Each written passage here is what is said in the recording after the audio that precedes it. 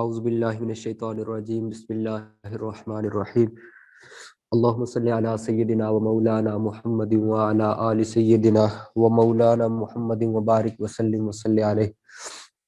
عربی گرامر کے اس سیشن میں ہم حاضر ہیں اور ہم عربی صرف اس لیے سیکھ رہے ہیں، جو ہماری نیت ہے ریوائز اس لیے کر رہا ہوں تاکہ ہم ایک دفعہ پھر اپنی ان نیتوں کو زبان پہ لے آئیں اور ہم اس اجر سے محروم نہ رہ جائیں۔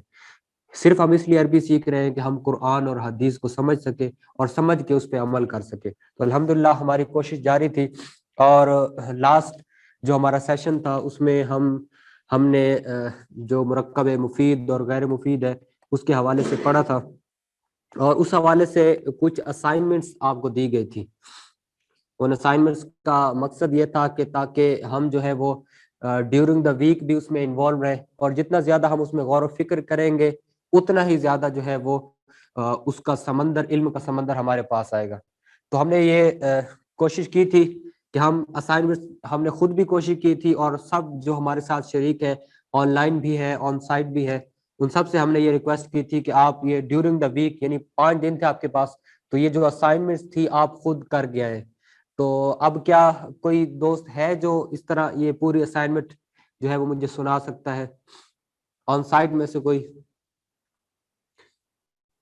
یہ ہم نے بنایا تھا اس کے، یعنی جو اردو ہے اس کی عربی بنائی تھی، تو کوئی اس کو کر سکتا ہے؟ میں آپ کے ساتھ ہیلپ کروں گا ساتھ آن لائن۔ اراد اللہ، ویری گڈ۔ اس میں ہم نے یہ رول بتایا تھا کہ جب ہم نے اس کی عربی بنانی ہے تو اس میں یہ ہوگا کہ جو ورب ہے وہ فیل ہے وہ پہلے آئے گا، ٹھیک ہے؟ تو ارادہ ایک عام سا لفظ ہے، اردو میں بھی استعمال ہوتا ہے، تو جب ہم نے اس کی عربی بنائی تو ارادہ کو پہلے لے آئے، اور جو سبجیکٹ ہے اس میں اللہ، اس کو ہم بعد میں لے آئے، تو اراد اللہ اس کی عربی بن گئی۔ اور اراد اللہ کا لفظ قرآن پاک میں بھی استعمال ہوا ہے۔ اللہ نے زمین کو بنایا، بنانے کے لیے خلا کا لفظ بھی استعمال ہوتا ہے، جعل کا بھی، زمین کے لیے الارض ہے، اور اس میں اللہ جو سبجیکٹ کے طور پر آئے گا وہ اسی طرح۔ اب کوئی بنائے، خلا کا فعل پہلے آئے گا، اور جو سبجیکٹ ہوتا ہے وہ ہم نے رول ڈسکس کیا تھا کہ سبجیکٹ کے اوپر ہمیشہ پیش آتی ہے، کسی بھی سچویشن میں سبجیکٹ کے اوپر زبر یا زیر نہیں آئے گی۔ سبجیکٹ جو ہوگا کسی بھی سینٹنس کے اندر تو عربی میں اس پر ہمیشہ جو ہے وہ پیش ہی آئے گی، اور یہ ایک یونیورسل ٹروتھ ہے عربی کا۔ اللہ نے زمین کو بنایا، خالق اللہ الارض بارض، ٹھیک ہے؟ سمپل ہے، اس کو ہم اگر کوشش کریں تو ہم سارے کر سکتے ہیں، لیکن کوشش کرنی بھی چاہیے۔ اس کے بعد ہے علی نے ذکر کیا، اس میں سے 2 چیزیں، ایک ذکر کا جو اردو میں ہم استعمال کرتے ہیں، عربی میں بھی سیم وہی ورب ہے، وہی لفظ ہے، اور علی کو ہم نے سبجیکٹ بنا رہے تو اس کے اوپر پیش آئے گی، تو اس کا کیا بنے گا؟ ذاکر علی، ویری گڈ۔ عثمان نے کتاب پڑھی، پڑھنے کے لیے قارئ کا لفظ آپ نے کئی دفعہ سنا ہوگا، اقرا کا لفظ جو ہے وہ پہلی وحی میں نازل ہوا تو اسی سے قارئ ہے، قارئ کہتے ہیں پڑھنا۔ عثمان کو ہم نے فاعل بنانا ہے، سبجیکٹ کے اوپر پیش ہوتی ہے تو کیا بنے گا؟ قارئ عثمان، ویری گڈ۔ ہاں کتاب ہے، بالکل آبجیکٹ ہے، اور آبجیکٹ کے اوپر ہمیشہ زبر ہوتی ہے۔ قارئ عثمان کتابن یا الکتابہ۔ اس کے بعد ہے زید داخل ہوا، داخل زید، ویری گڈ۔ بہرحال کوشش کریں کہ جو بھی ہمارے ساتھ پارٹیسپینٹس ہیں، چاہے آن لائن ہے یا آن سائٹ ہے، اگر تو یہ کوشش 2 طرفہ رہے گی، ہم سب کوشش کریں گے تو ہمارے لیے اس میں جو ہے وہ زیادہ بینیفٹس ہوں گے، کیونکہ یہ اس چیز کا صرف یہ مقصد نہیں ہے کہ ہم جو ہے وہ صرف مطلب ویکینڈ پہ ہم اس کے لیے تیار رہیں اور ڈیورنگ دا ویک ہم اس کو بالکل چھوڑ دیں، تو اس کا جو ہے وہ اس طرح آپ گین نہیں کر سکیں گے۔ تو میری آپ سب سے یہی ریکویسٹ ہے کہ اسائنمنٹس وہی میں کوشش کرتا ہوں کہ اس کے اندر دوں کہ جو آپ کر سکتے ہیں، جو آپ کی رسائی ہے، اس میں ایسی کوئی مشکل چیز نہیں ہے، اور اگر کسی کی پھر بھی مشکل ہو تو ڈیورنگ دا ویک بھی وہ ہم سے پوچھ سکتا ہے، ہم جو ہے وہ ساری ٹیم جو ہے وہ اس کے لیے حاضر ہے، ٹھیک ہے؟ اب ہم جو آج کا ہمارا لیسن ہے ہم اس کو آگے بڑھاتے ہیں۔ اس کے لیے لاسٹ جو ہمارا سیشن ہوا تھا اس میں ہم نے یہ پڑھا تھا مرکب مفید، اس کی 2 قسمیں ہوتی ہیں، جملہ خبریہ ہوتا ہے اور جملہ انشائیہ۔ سب سے پہلے تو یہ یاد رکھیں کہ مرکب مفید جملے کو ہی کہتے ہیں، اور جملہ کے وہ سینٹنس یا جملہ اس کو کہتے ہیں کہ جس میں کنسیپٹ کلیئر ہو جائے، اس میں کوئی کنسیپٹ کے اندر کوئی کمی بیشی نہ رہ جائے، جو سننے والا ہے اس کو بات مکمل ہو جائے، اس کو پتہ چل جائے کہ جو کلام کرنے والا ہے وہ کیا کہنا چاہ رہا ہے۔ اس کے اندر دو قسمیں تھی، جملہ خبریہ، وہ جملہ کہ جس کے اندر کسی چیز کی خبر دی جاتی ہے، کسی چیز کے بارے میں انفارمیشن دی جا رہی ہے، تو اس کو جملہ خبریہ کہتے ہیں۔ اور دوسرا تھا جملہ انشائیہ۔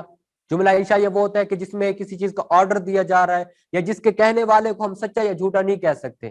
فار ایگزامپل، آرڈر کسی نے کہا اقرا، تو پڑھ، تو اب ہم اس کو یہ نہیں کہہ سکتے کہ تو جھوٹ بول رہا ہے، کیونکہ جو ہم ڈینائی کرتے ہیں، انکار کرتے ہیں، وہ صرف انفارمیشن کا انکار کیا جا سکتا ہے۔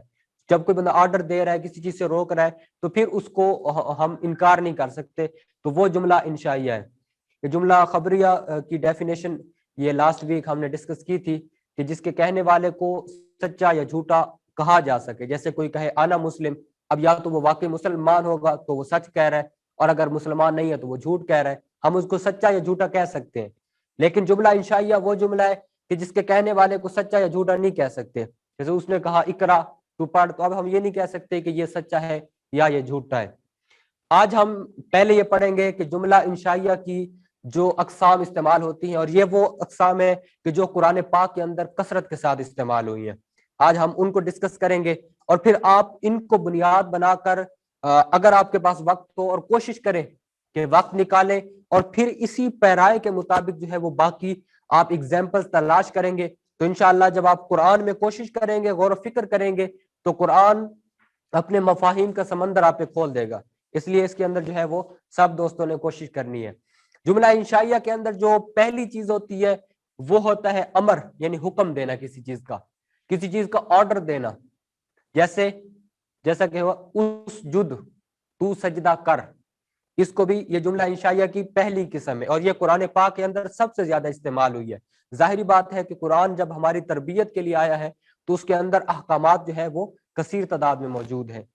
نہیں دوسرے نمبر پر ہے، جس کا مطلب ہوتا ہے کسی چیز سے روکنا، کسی چیز سے منع کرنا، جیسا کہ قرآن پاک کے اندر استعمال ہوا لا تقتل، تو قتل نہ کر، یا قتال نہ کر، اس کا بھی بعض لوگوں نے ترجمہ کیا ہے لا تقتل، بہرحال یہ لفظ جو ہے وہ آپ ذہن میں رکھیں۔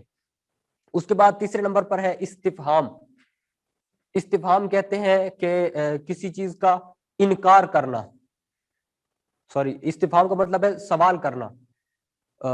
کسی بھی چیز کے بارے میں جب سوال کیا جاتا ہے تو اس کو استفہامی جملہ کہا جاتا ہے، یعنی اس کے اندر کسی چیز کے بارے میں سوال کیا جاتا ہے۔ جیسے این تذہبون، تم کہاں جا رہے ہو۔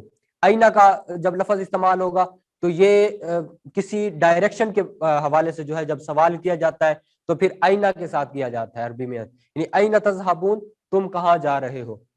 تمنا کا مطلب تمنا کرنا ہی ہے، یعنی جیسا کہ یا لیتنی کنت ترابا، اے کاش میں مٹی ہو گیا ہوتا۔ تو قیامت کے دن کفار یہ تمنا کریں گے، اور جب وہ سب کچھ حق دیکھیں گے تو قرآن پاک نے ہمیں بتایا کہ پھر وہ ان کے زبانوں پہ یہ جملہ ہوگا یا لیتنی، اے کاش، کنت ترابا، میں تراب یعنی مٹی ہو گیا ہوتا۔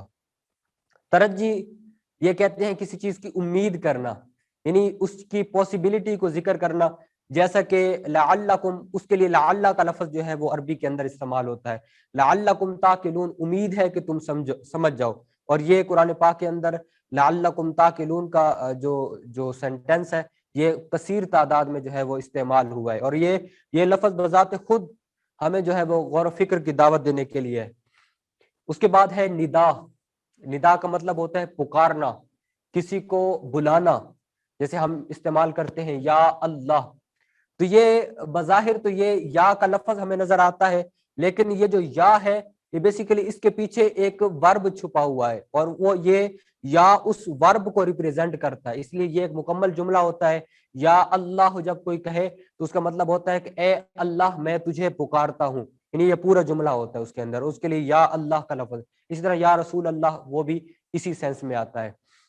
اس کے بعد ہے قسم، یعنی قسم کھایا جانا، جیسے والتین والزیتون، تین کہتے ہیں انجیر کو، اور زیتون کہتے ہیں زیتون کو، اور قرآن پاک کے اندر اللہ تبارک و تعالیٰ نے اس کی قسم کھائی ہے۔ اردو کے اندر تو ہم جو قسم کھاتے ہیں اللہ کی قسم، یا کعبہ کی قسم، تو عربی کے اندر جب قسم کھانی ہوتی ہے تو واؤ کے مطلب ساتھ یہ کثیر تعداد میں قسم استعمال ہوتی ہے، اور یہ زیادہ اتھینٹک قسم ہوتی ہے. مثال کے طور پر اللہ کے نام کی قسم کھانی ہے تو ہم کہیں گے واللہ. اور اگر ہم نے کعبۃ اللہ کے بارے میں جیسے کہ حدیث پاک میں وبیت الکعبہ، یعنی واؤ پیچھے لگا کر آگے جو لفظ ہوگا اسی کے مطابق قسم جو ہے وہ آپ کھائیں گے. واللہ یہ سب سے زیادہ قسم جو ہے وہ استعمال ہوتی ہے. اس طرح کچھ اور ورڈ بھی یوز ہوتے ہیں، لیکن واللہ کی جو قسم ہے یہ سب سے زیادہ اتھینٹک اور مستند ہوتی ہے. اور قسم کھا کے جو پھر اس کا کفارہ اس کو پورا نہیں کرتا تو پھر اس صورت میں اس پہ کفارہ بھی لازم ہوتا ہے. اس کے بعد ہے تعجب، جیسا کہ ما احسنہ، کس چیز نے اسے حسین کر دیا. یعنی یہ تعجب کے لیے جب جملہ استعمال ہوگا تو ورب سے پہلے ما لگا دیں گے تو وہ جملہ تعجبیہ بن جائے گا، جیسے ما احسنہ. اس کے علاوہ بعض جملہ خبریہ کے جملوں کو بعض مواقع پر جملہ انشائیہ کے طور پہ بھی استعمال کیا جاتا ہے، جیسے کہ اشتریت و بیتو. یعنی یہ رول اس طرح ہے کہ ویسے تو اگر لفظی مطلب کے حوالے سے دیکھا جائے، کوئی کہے اشتریتو میں نے خریدا، یا کہے بیعتو میں نے بیچا، تو ظاہراً تو یہ لگ رہا ہے کہ یہ جملہ اس میں خبر دی جا رہی ہے، ایسے ہی لگ رہا ہے نا. مطلب میں کہوں کہ میں نے موبائل خریدا یا بیچا، لیکن جب ہم عقد کر رہے ہوتے ہیں، یعنی کوئی چیز لے رہے ہوتے ہیں یا بیچ رہے ہوتے ہیں، تو یہی جملہ خبریہ جملہ انشائیہ کے طور پہ بھی استعمال ہوتا ہے. اس کی ایک اور ایگزامپل بھی آپ کو دے دوں، کیونکہ فقہ میں بھی آپ نے پڑھنا ہے کہ جو طلاق ہے، طلاق کے اندر بھی سیم یہی رول استعمال ہوتا ہے. یعنی انشاء کہتے ہیں کہ کوئی نیا رول بنانا، کوئی نئی چیز لے کر آنا، کسی چیز سے منع کرنا، روکنا. لیکن جملہ خبریہ جو ہے وہ بعض مواقع پر انشاء کے طور پہ استعمال ہوتا ہے. جیسے کوئی اپنی بیوی کو کہہ دے کہ تجھے طلاق ہے، تو وہ اب یہ نہیں کہے گا کہ کیونکہ میں اسے بتا رہا تھا تو طلاق نہیں ہے. اس موقع پر جملہ خبریہ بھی جملہ انشائیہ کے طور پر استعمال ہوتا ہے. تو اس طرح کے بہت سارے جملے ہیں کہ جو بعض اوقات ہوتے خبریہ ہیں لیکن وہ انشائیہ کے طور پہ بھی استعمال ہوتے ہیں. اب آتے ہیں آج سے جو شروع میں ہم نے پڑھا تھا کہ جب کوئی مفرد لفظ ہوتا ہے تو اس کی 3 قسمیں ہوتی ہیں: اسم یعنی ناؤن، فعل، ورب، اور اسی طرح حرف. اب ہم نے آج اس کے اندر ان تینوں کی جو علامات ہیں یا ان کی پہچان کا جو طریقہ ہے وہ ہم جانیں گے. کیونکہ ظاہر ہے کہ اگر آپ صرف قرآن پاک کی بات کریں تو قرآن پاک کے اندر جو بھی لفظ ہوگا یا وہ اسم ہوگا یا فعل ہوگا یا ورب ہوگا. اگر ہم ابتداءً ان کو پہچان لیں گے، ہمیں پتہ چل جائے گا کہ اس میں اسم کون سا ہے، اس میں جو ہے وہ فعل کون سا ہے، اس میں حرف کون سا ہے. تو پھر اس کے بعد جو اس کے اوپر رولز بنتے ہیں ان کو سمجھنے میں اور قرآن کو سمجھنے میں ہمارے لیے آسانی ہوگی. ٹھیک ہے، تو اس لیے سب سے پہلے ہم جو ہے ان کی علامات کو اور ان کی پہچان کے جو طریقہ کار ہمارے گرامر کے جو علماء ہیں انہوں نے متعین کیے ہیں، ہم ان کو جاننے کی کوشش کریں گے. اور انشاءاللہ جب ہمیں ان کی پہچان ہو جائے گی تو پھر کافی حد تک جو ہے آپ کو قرآن کے لفظوں کی پہچان ہونا شروع ہو جائے گی. اور جب قرآن کے لفظوں کی پہچان ہونا شروع ہو جائے گی تو پھر انشاءاللہ آہستہ آہستہ آپ کو پورے جملے کی بھی سمجھ آنا شروع ہو جائے گی. سب سے پہلے ہم دیکھتے ہیں کہ اسم جو ناؤن ہوتا ہے عربی کے اندر اس کی پہچان کے یہ علامات ہیں. سب سے پہلے یہ یاد رکھیں، یعنی اس میں سے جو بھی رول ہوگا آپ سمجھ لیں کہ اس رول میں کبھی بھی چینجنگ نہیں ہو سکتی. اس میں پہلا کیا ہے کہ جو اسم ہوتا ہے اس پہ ہمیشہ الف لام آتا ہے. اب جیسے الحمد، اس میں حمد کے اوپر الف لام آیا تو یہ بھی اسم بن گیا ہے. ذالک الکتاب، اس میں الکتاب ہے، یہ بھی اسم بن گیا ہے. تو اب آپ نے یہاں پر قرآن پاک کھولے، کوئی ایک پیج لے لیں، ٹھیک ہے، یہ ایک آپ ایز اسائنمنٹ اس کو لے سکتے ہیں کیونکہ آپ سب مجھ سے بڑے ہیں تو میں مطلب کوئی چیز آپ پہ آپ کو زبردستی تو کہہ نہیں سکتا، ریکویسٹ کر سکتا ہوں یا یہ کہہ سکتا ہوں کہ آپ کو کرنا چاہیے. تو اس میں یہ ہوگا کہ فار ایگزامپل آپ نے ایک پیج لیا، اب قرآن پاک کے اندر یا تو اسم ہے یا فعل ہے یا ورب ہے، اس کی چوتھی کوئی قسم ہے کوئی نہیں. تو اب جب آپ غور کریں گے آپ کو پتہ چل جائے گا یہ اسم ہے، یہ فعل ہے، یہ حرف ہے. اور پھر اس کے بعد جب اس کا اگلا مرحلہ آئے گا تو پھر خود بخود وہ چیزیں آپ پہ کھلتی جائیں گی. جیسے اب ہم نے شروع کیا ذالک الکتاب لا ریب فیہ ھدی للمتقین، المتقین پہ پھر الف لام ہے، ہمیں پتہ چل گیا یہ اسم ہے. ہمیں شروع میں یہ پتہ چل جائے نا تو یہ بھی ایک بہت بڑی جو ہے وہ کامیابی ہے. تو اس لیے اس رول کو اپنے ذہنوں میں بٹھا لیں کہ جس لفظ پہ بھی الف لام آئے گا آپ جان لیں کہ وہ ورب نہیں ہو سکتا، وہ حرف نہیں ہو سکتا، وہ اسم ہی ہوگا. اور پھر اس کے بعد جو اسم کے رولز آپ پڑھیں گے وہ آپ اس پہ امپلیمنٹ کرتے جائیں گے. دوسرے نمبر پہ ہے کہ اسم کے آخر میں تنوین ہوتی ہے. تنوین کس کو کہتے ہیں کر صاحب؟ دو زبر، دو زیر اور دو پیش کو تنوین کہتے ہیں. اور جس لفظ پہ تنوین ہوگی تو وہ اسم ہی ہوگا. کسی ورب میں یا کسی حرف میں عربک کے اندر جو ہے وہ تنوین نہیں آ سکتی. تنوین ہمیشہ اسم پہ ہی آئے گی. لہٰذا جیسے کتاب مسجد، یہ آپ دیکھ رہے ہیں میں نے ایک ایگزامپل لکھی ہے تاکہ آپ کو سمجھ آ جائے. لیکن اس کے بعد جو رول لکھا ہوا ہے نا، اس کو ذہنوں میں بٹھا لیں، کیونکہ اس رول کو سمجھتے سمجھتے ہمیں بھی 4 سال لگ گئے. وہ کیا ہے کہ کسی بھی اسم پہ الف لام اور تنوین اکٹھی نہیں آ سکتی. یہ بہت بڑی غلطی ہے جو ہمارے عرف میں اکثر کی جاتی ہے. حتیٰ کہ مطلب لوگ جب بولنا شروع کرتے ہیں تو اس صورت میں بھی لوگ اس غلطی کو کرتے ہیں. حالانکہ یہ پکا رول ہے کہ ایک لفظ پہ، ایک اسم پہ یا الف لام آئے گا یا تنوین آئے گی. یہ نہیں ہو سکتا کہ دونوں ایٹ اے ٹائم ہے. مثال کے طور پر الحمدن، یہ ایک ایسی غلطی ہے کہ آپ کسی عربی کے سامنے بولیں گے تو وہ آپ پہ ہنسے گا. مطلب یہ رول بنا لے کہ الف لام اور تنوین ایک حرف پہ ایٹ اے ٹائم نہیں آ سکتی. ہاں ہے دونوں اسم کی علامات، لیکن دونوں میں سے کوئی ایک ہوگی. اسم کے آخر میں گولتا آتی ہے. جیسے آپ دیکھتے ہیں نا عائشہ، عائشہ تو کے آخر میں گولتا ہے، فاطمہ کے آخر میں ہے. اسی طرح مدرسہ، کلمہ. تو جس ورڈ کے آخر میں یہ گولتا ہوگی، جیسے بقرہ دوسری سورت کا نام ہے، تو آپ کو فوراً سمجھ آ جائے گی کہ یہاں پر جو مراد ہے وہ اسم ہے، وہ ناؤن ہے. یہاں پر کوئی ورب یا فعل جو ہے وہ مراد نہیں ہے. ٹھیک ہے، یہ بھی اسم کی علامات میں سے ہے. اس کے بعد آپ نے پچھلے لیکچر میں مضاف اور موصوف کے بارے میں پڑھا تھا. کسی کو یاد ہے مضاف کیا ہوتا ہے؟ مرکب اضافی ہم نے ایک پڑھا تھا.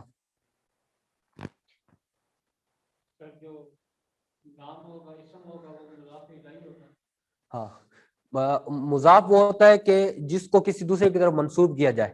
میں نے اس میں بتایا تھا جس میں پوزیشن ہوتی ہے ان کے درمیان کا کے کی ہوتا ہے. ہم نے مثال دی تھی کتاب اللہ، یعنی اللہ کی کتاب. ٹھیک ہے، جس میں پوزیشن ہو، ایک چیز کو دوسری کی طرف جو ہے وہ اس کی ملکیت ثابت کیا جائے، اس کو مرکب اضافی کہتے ہیں. اور مرکب اضافی میں جو پہلا ورڈ ہوتا ہے، جیسے کتاب اللہ میں کتاب ہے، تو وہ بھی ہمیشہ اسم ہوگا. وہ بھی ہمیشہ اسم ہوگا، کبھی بھی ورب یا حرف وہ نہیں ہوگا. یہ بھی اس کے پہچاننے کی ایک صورت ہے. اس کے بعد ہم نے پڑھا تھا موصوف. موصوف کا لفظی مطلب ہوتا ہے جس کی صفت بیان کی جائے. اب ظاہر ہے کہ جس کی صفت بیان کی جا رہی ہے وہ کسی چیز کا، کسی جگہ کا، کسی شخص کا نام ہی ہوگا. وہ ورب تو نہیں ہو سکتا. یعنی ورب تو ہوتا ہے ایکشن، کوئی کام کرنا. تو جب وہ ایکشن جو ہے، ایکشن کی کبھی بھی جو ہے وہ تعریف نہیں بیان کی جا سکتی. اگر ایکشن کی تعریف بیان کرنی ہے تو اس کو پہلے اسم بنانا پڑے گا. اس لیے جو موصوف ہوتا ہے، موصوف وہ ہمیشہ اسم ہی ہوتا ہے. موصوف کبھی بھی فعل یا حرف نہیں ہو سکتا. اس کے بعد یہ انشاءاللہ ہم اگلے لیکچر میں پڑھیں گے کہ عربی کے اندر ہوتا ہے تثنیہ اور جمع. تو یہ تثنیہ کیا چیز ہے. لیکن ابھی آپ صرف اتنا جان لیں کہ اردو کے اندر یا انگلش کے اندر دو ہی چیزیں ہوتی ہیں. انگلش میں ہوتا ہے سنگولر پلورل، اردو میں ہوتا ہے واحد جمع. لیکن عربی میں 3 ہوتی ہیں. عربی میں ہوتا ہے واحد، پھر ہوتا ہے تثنیہ اور پھر ہوتا ہے جمع. واحد میں ایک آتا ہے صرف، اور جب تثنیہ ہو تو اس میں 2 ہوتے ہیں، اور پھر جمع میں 3 سے زیادہ جتنے بھی ہیں. اس لیے یہ جان لیں یہ ایک ڈیفرنٹ چیز ہے. یہ انشاءاللہ اگلے لیکچر میں ہم اس کو تھوڑا ڈیٹیل کے ساتھ ڈسکس کریں گے. لیکن آپ یہ جان لیں کہ عربی کے اندر 3 ہوتے ہیں، واحد اور جمع نہیں، بلکہ واحد، تثنیہ اور جمع ہوگا یہاں پر. اور اس میں جو تثنیہ ہوگا اس کے آخر میں ہمیشہ الف اور نون آئے گا. یہ نہیں ہے کہ ہر الف اور نون والا جو ہے وہ 2 ہی ہوں گے.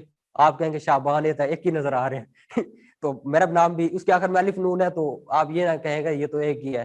تو وہ کلمان جیسے لکھا ہوا ہے، جو 1 سے 2 بنانے ہیں نا، اس میں یہ رول ہوگا کہ اس کے آخر میں ہمیشہ الف نون لگے گا. ٹھیک ہے. اور جس طرح جو جمع ہوگا، اب ظاہری بات ہے کہ ورب کی جمع اس طرح نہیں بنائی جا سکتی. تو جو جمع ہوگا، جیسے رجل کی جمع رجال ہے، تو وہ بھی ہمیشہ جو ہے وہ اسم ہی ہوگا. یہ اسم کی پہچان کی صورتیں ہیں. تو یہ آپ غور کے ساتھ جو ہے دیکھیں، اس کو سمجھیں، اور کوشش کریں کہ اگلے لیکچر میں جو ہے یہ جو میں ابھی آپ کو اسائنمنٹ دے رہا ہوں تو کوئی بھی اس کو مس نہ کرے. اس کی کتنی صورتیں ہیں یہ جو لکھی ہوئی آپ کے سامنے؟ 7. ہر ایک نے قرآن پاک میں سے ہر ایک ایگزامپل کے مطابق دو دو لکھ کے آنی ہے. مثال کے طور پر میں نے ابھی آپ کو دو بتا دیے. جیسے الف لام والا ہے تو آپ سورت کھولتے ہیں تو پہلا لفظ الحمد آپ لکھیں جی الحمد اس سمے کیونکہ اس کے شروع میں الف لام ہے. اس طرح سورۃ البقرہ میں الکتاب ذالک الکتاب آپ کہیں جی الکتاب اس سمے کیونکہ اس میں الف لام ہے. اس طرح تنوین کے آخر میں جو ہے وہ آپ کھولیں گے تو آپ کو سینکڑوں اس طرح کی جو ہے وہ ایگزامپل مل جائیں گی. تو یہ سب نے کر کے آنا ہے کہ یہ 7 جو ہے وہ اس کی ٹائپس ہیں, اس کی پہچاننے کے طریقے ہیں. تو سب انہی 7 کے سامنے جو ہے وہ دو دو قرآن پاک میں سے ایگزامپلز لے کر آنی ہے. تو انشاءاللہ سب لے کر آئیں گے نا انشاءاللہ. اس کے بعد ہے فعل ورب. ابھی ہم نے اسم کو پہچاننے کی جو علامات ہیں اس کو ڈسکس کیا. تو اب اس کے بعد جو فعل ہے جو ورب ہے اس کو پہچاننا ہے. تو اس کے پہچاننے کی جو علامات ہیں وہ یہ ہے کہ جو حرف قد آتا ہے نا, قد یہ ہمیشہ کسی نہ کسی فعل سے پہلے ہی آئے گا. قد لفظ کبھی بھی اسم سے پہلے نہیں آئے گا. قد سمع اللہ یہ 28ویں پارے کا پہلا لفظ ہے قد. اب ہمیں پتہ چل گیا کہ اس کے بعد جو آ رہا ہے سمع وہ ورب ہی ہے, وہ فعل ہے, وہ کوئی اسم نہیں ہے. لہٰذا اس کے بعد اب جب ہم جو ورب کے جو رولز پڑھیں گے وہ ہم اس پہ امپلیمنٹ کریں گے. ٹھیک ہے. تو اس طرح ایک اور موقع پہ ایک اور آیت ہے قد جاءکم من اللہ. اب قد آیا تو ہمیں پتہ چل گیا اس کے بعد جو جاء آیا ہے وہ کوئی ورب ہی ہے, وہ کوئی اسم یا حرف نہیں ہو سکتا. تو اس لیے یہ بھی اس کے پہچاننے کی ایک پہلی صورت ہے. اس کے بعد یہ ہے کہ فعل سے پہلے سین یا سوف آتا ہے. سیعلم یا سوف یعلم, یہاں پر بیسیکلی جو فعل ہے وہ یعلم ہے. تو جو اس سے پہلے سوف آیا ہے یا سین لگایا گیا ہے وہ ہمیشہ فعل پہ ہی لگایا جائے گا, وہ کبھی بھی اسم یا حرف پہ نہیں لگایا جائے گا. تو اس لیے اس میں آپ نے جو پہچان کا طریقہ ہے آپ سوفا لکھیں گے تو سوفا کے بعد جو لفظ آ رہا ہے یعنی سوفا کے بعد جو آپ کو لفظ نظر آئے گا تو وہ ہمیشہ فعل ہی ہوگا. سوفا کے بعد کبھی بھی اسم نہیں آ سکتا. اس کے بعد کچھ اگرچہ یہ چیزیں کچھ ڈیپ ہے یعنی جو ہم نے آگے جا کے پڑھنی تھی لیکن آگے جا کے بھی پڑھنی ہے تو ابھی بھی کوشش کریں تو یہ ہمارے لیے جو ہے وہ آسان ہوگا. بیسیکلی کچھ حروف ایسے ہیں کہ جو الفاظ کی جو حرکات ہیں ان کو بدل دیتے ہیں. کچھ جو ہے وہ حرف ایسے ہیں جیسے یہاں پر ہے لم یکتب. اصل میں یہ لفظ تھا یکتبو, جب حرف لم اس پہ داخل ہوا تو اس نے اس کو یکتب بنا دیا, یکتبو سے یکتب بنا دیا. اسی طرح آپ کوئی بھی لفظ ہے اصل میں ہے ینصرو, اس کے پیچھے اگر لم لگ گیا تو اب یہ ینصرو سے لم ینصر بن جائے گا. اصل میں ہے یذکرو, اگر کسی نے لم پیچھے لگا دیا تو یذکرو سے لم یذکر بن جائے گا, یعنی اس کے آخر کو یہ جزم دے دے گا. اس لیے اس کو کہتے ہیں حرف جازم, اس کو کہتے ہیں حرف جازم. اسی طرح کچھ ایسے حروف ہیں کہ جو نصب یعنی زبر دیتے ہیں, یعنی جب وہ کسی حرف سے پہلے آ جائیں تو ان کو زبر دے دیتے ہیں. جیسے یہ اصل میں تھا یکتبو لیکن یہ حرف یہ جب اس کے ساتھ لگا حرف لام تو اس نے اس کو زبر دے دی اور لن یکتبہ بن گیا.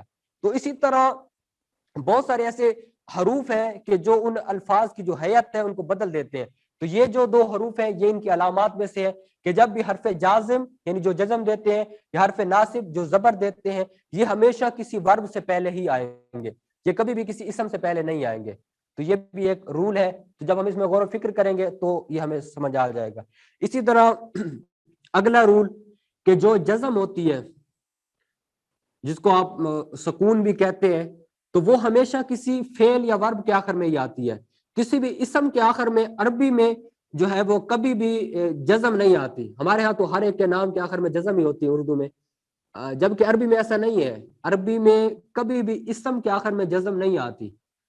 جیسے مثال کے طور پر یا آپ کہیں گے محمد علی عثمان, عثمان یا محمد یا علی, یہ عربی میں آپ نہیں کہہ سکتے. عربی کے اندر جو سکون ہے یعنی جزم ہے وہ صرف ورب کے آخر میں آتی ہے, اور وہ ورب جو یا تو مطلب وہ ہم آگے پڑھیں گے امر بن رہا ہوگا یا اس کے اندر کسی چیز سے روکا جا رہا ہوگا, وہ نہیں ہوگا. اس طرح جیسے مثال ہے انصر تو مدد کر. اس کے بعد اگلی اس کے اندر علامت ہے کہ فعل کے آخر میں جو تا ہوتا ہے وہ ساکن ہوتا ہے. یہ بھی بیسیکلی پچھلے والے سے ملتی جلتی ہے. علمت جو مثال دیکھی گئی آپ نے, یعنی اس کے آخر میں بھی جزم ہے اور یہ جو تا ساکن آتی ہے کسی لفظ کے ساتھ ملی ہوئی ہوتی ہے تو وہ بھی ہمیشہ ورب ہی ہوتا ہے. اور فعل کے آخر میں جو ضمیر مرفوع متصل ہوتی ہے جیسے علم تو میں نے جان لیا, تو یہ جو ضمائر ہے اس کے بحث کو انشاءاللہ ہم ڈیٹیل کے ساتھ پڑھیں گے, لیکن آپ جان لیں, مطلب اس کو آسانی کے ساتھ سمجھنے کی کوشش کریں کہ بیسیکلی اس کے جو صیغے ہوتے ہیں ان میں سے یہ آخر میں کچھ ایسی ضمائر ہیں, ضمیریں, ضمیروں کو انگلش میں کیا کہتے ہیں آپ, پروناؤنس, ضمیر کو کیا کہتے ہیں انگلش میں, پروناؤن کہتے ہیں. مطلب جو مثال کے طور پر ہم اردو میں کہتے ہیں نا علی نے یہ کام کیا کیونکہ وہ, اب یہ جو وہ کا لفظ استعمال ہوا ہے اس کو پروناؤن کہتے ہیں. تو اسی کے لیے مختلف ضمائر جو ہے وہ اس کے اندر استعمال کی جاتی ہیں, تو وہ بھی ہم انشاءاللہ جب ڈیٹیل میں پڑھیں گے تو آپ کو یہ سمجھ آ جائے گا. فی الحال آپ بس اتنا سمجھ لیں کہ وہ ضمیریں جس لفظ کے ساتھ ملی ہوئی ہوں گی تو وہ لفظ جو ہے وہ ورب ہی ہوگا, وہ اسم نہیں ہو سکتا. اس کے بعد آخر میں کہ فعل امر ہوتا ہے یا نہیں ہوتا ہے. امر کہتے ہیں کسی چیز کا آرڈر دینا, کسی چیز کا حکم دینا, اور نہیں کہتے ہیں کسی چیز سے روکنا. اب ظاہری بات ہے جس چیز کا حکم دیا جا رہا ہے یا روکا جا رہا ہے تو وہ ناؤن تو نہیں ہو سکتا, وہ کسی کوئی نہ کوئی فعل ہے, کوئی نہ کوئی ورب ہے, کوئی نہ کوئی ایکشن ہے. اس لیے فعل امر یا فعل نہیں جو ہے یہ بھی اس کی علامات میں سے ہے.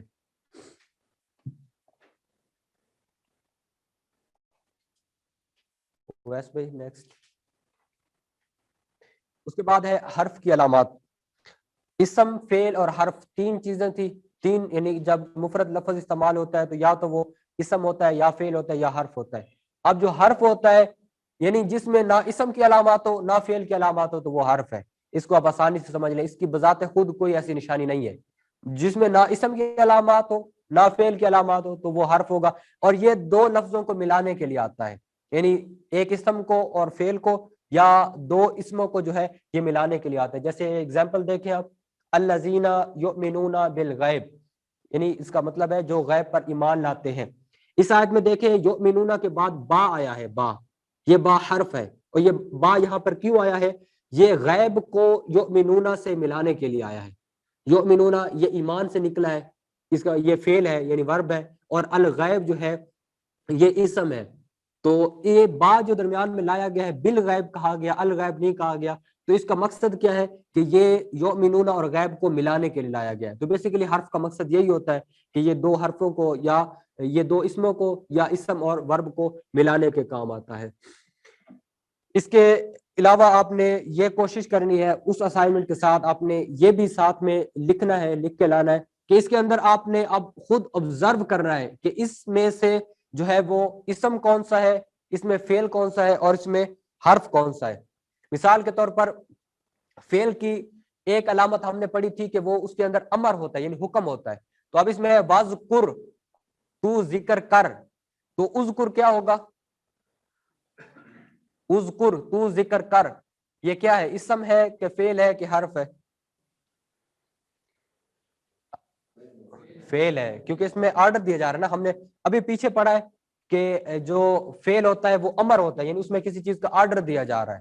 تو اذکر کے اندر ہمیں یہ بھی علامت ملی ہے اور یہ بھی علامت ملی ہے کیونکہ اس کے آخر میں بھی جزم ہے. اور یہ دو علامات جب ہمیں مل گئی تو ہمیں پتہ چل گیا کہ یہ جو ہے یہ ورب ہے. اس کے بعد ہے اسما ربی کا. اسما جو ہے یہ مضاف ہے, اور آپ نے یہ بھی پڑھا ہے کہ جو مضاف ہوتا ہے وہ ہمیشہ اسم ہوتا ہے. تو یہاں پر جو اسم کا لفظ ہے وہ بھی یہاں پر اسم ہی ہے. اس کے بعد جو مضاف الیہ ہے ظاہر ہے کہ وہ بھی اسم ہی ہوتا ہے. اس طرح آگے جتنی بھی مثالیں ہیں, اور یہ جو پیچھے آپ نے رولز پڑھے تھے یہ انہی کے مطابق ہے, اس میں سے الگ نہیں ہے. تو یہ آپ سب نے جو ہے اس میں سے جو فعل ہے, جو اسم ہے اور جو حرف ہے اس کو الگ الگ کر کے لانا ہے. اور انشاءاللہ اس دفعہ کوشش کریں کہ کوئی بھی بغیر اسائنمنٹ کے نہ آئے, کیونکہ جتنی زیادہ آپ لوگ کوشش کریں گے اتنا ہی زیادہ آپ کو فائدہ ہوگا. یہ ٹھیک ہے کہ لیکچر میں بھی آپ کا مطلب یہ ایک آپ اپنے وقت کو قیمتی بناتے ہیں, مزید کوشش کرتے ہیں, اور جب آپ مزید کوشش کریں گے تو اس کا آپ کو مزید فائدہ ہوگا. اس لیے کوشش کریں کہ یہ اسائنمنٹ بھی کمپلیٹ کریں, اور جو ہم نے اس سے پہلے ڈسکس کی تھی اسائنمنٹ کے طور پر اس کو بھی سارے دوست جو ہے وہ کر کے آئے. جی اب کوئی کسی کا کوئی سوال ہو تو پوچھ سکتے ہیں.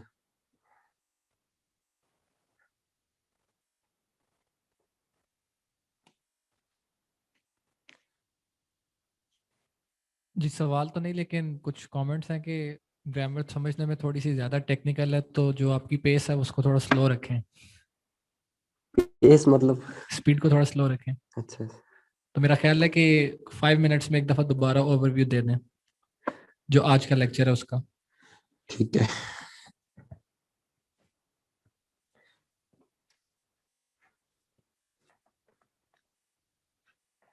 آج ہم نے پہلے جملہ انشائیہ کو ذکر کیا, اور جملہ انشائیہ وہ جملہ ہوتا ہے کہ جس کے کہنے والے کو سچا یا جھوٹا ہم نہیں کہہ سکتے, یعنی اس کے اندر یا تو کوئی آرڈر ہوگا یا کوئی نئی چیز ہوگی.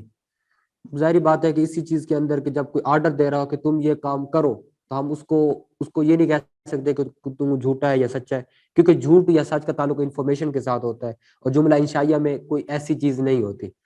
جملہ انشائیہ کی اقسام جو زیادہ تر قرآن پاک کے اندر استعمال کی گئی ہے وہ یہ 8 ہے جو ہم نے یہاں پر ذکر کی ہے.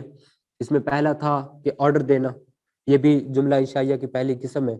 دوسری تھی نہیں, یعنی روکنا, کسی کام سے روکنا, تو یہ بھی جملہ انشائیہ میں سے ہے. اسی طرح کوئی سوال کرنا یا کسی بھی تمنا کا اظہار کرنا یا کسی بھی آئندہ آنے والی زندگی کی امید رکھنا, یا اس کے بعد تھا کہ کسی کو بلانا یا قسم کھانا یا تعجب کرنا, تو یہ ساری چیزیں جملہ انشائیہ کے اندر آتی ہیں.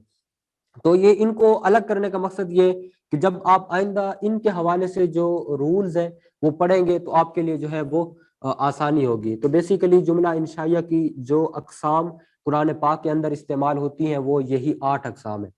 اب جملے کو ہم نے پڑھا تھا, جملے کی 2 قسمیں ہوگی, یا خبریہ ہوگا یا انشائیہ ہوگا. تو انشائیہ کی تو یہ قسم جو آپ نے دیکھ لی. اب ہمارا جو بھی فوکس ہوگا وہ جملہ خبریہ پہ ہوگا. ٹھیک ہے, تو اس کے حوالے سے اس کی طرف جانے سے پہلے ہم نے کہا کہ جو بھی لفظ ہوتا ہے یا تو وہ اسم ہوتا ہے یا فعل ہوتا ہے یا حرف ہوتا ہے. یہ چیز تو میرے خیال میں اور بھی ہر گرامر کے اندر استعمال ہوتی ہے. میرے خیال میں ہم نے اردو میں بھی شاید پڑھی تھی یہ چیز, اسم فعل حرف. اسم کو انگلش میں آپ ناؤن کہتے ہیں, فعل کو آپ ورب کہتے ہیں, اور حرف جو ہے وہ پریپوزیشن آپ کہتے ہیں اس کو, یعنی کہ جو 2 اسموں کو یا ایک فعل اور ایک ورب کو ملانے کا کام کرتا ہے. تو اس کی یہ کچھ علامات تھی. علامت بھی کہہ سکتے ہیں آپ اس کو, یا اس کی پہچان کی طریقے بھی کہہ سکتے ہیں. لیکن یہ وہ علامات ہیں کہ جب ہم ان علامات کو غور سے دیکھیں گے, سمجھیں گے, تو ہمیں پتہ چل جائے گا کہ اسم کون سا ہے. پھر ہم فعل کی علامات کو دیکھیں گے اور وہ ہمارے ذہنوں میں بیٹھ جائے گا, ہمیں پتہ چل جائے گا کہ یہ فعل ہے, اور اس کے بعد حرف کا بھی ہمیں پتہ چل جائے گا. اس کا فائدہ یہ ہوگا کہ اب جملہ جو بھی سینٹنس ہو, اس سینٹنس میں یا فعل ہوگا یا اسم ہوگا یا حرف ہوگا, اور ہمیں جب ان کی پہچان آ جائے گی ان علامات کے مطابق, ہم ایک ایک لفظ کو دیکھیں گے اور یہ والی علامات جب ہمیں ان میں مل جائیں گی تو اس کا فائدہ یہ ہوگا کہ جملے کو سمجھنے میں یا جملہ بنانے میں ہمارے لیے جو ہے وہ آسانی ہوگی. ٹھیک ہے, تو یہ ساری علامات. جی علامت نمبر 6 اور 7 جو ہے وہ ایکسپلین کرتے ہیں دوبارہ. ہاں, کہ جو لفظ ہوتا ہے نا تثنیہ اور جمع, میں نے ذکر کیا تھا کہ انگلش کے اندر ہوتا ہے سنگولر اور پلورل, اور اردو میں ہوتا ہے واحد جمع بس. لیکن جو عربی ہے اس میں 3 ہوتے ہیں. پہلے واحد ہوتا ہے 1 کے لیے, پھر تثنیہ ہوتا ہے 2 کے لیے, پھر جمع ہوتا ہے 3 یا 3 سے زیادہ جتنے بھی ہیں.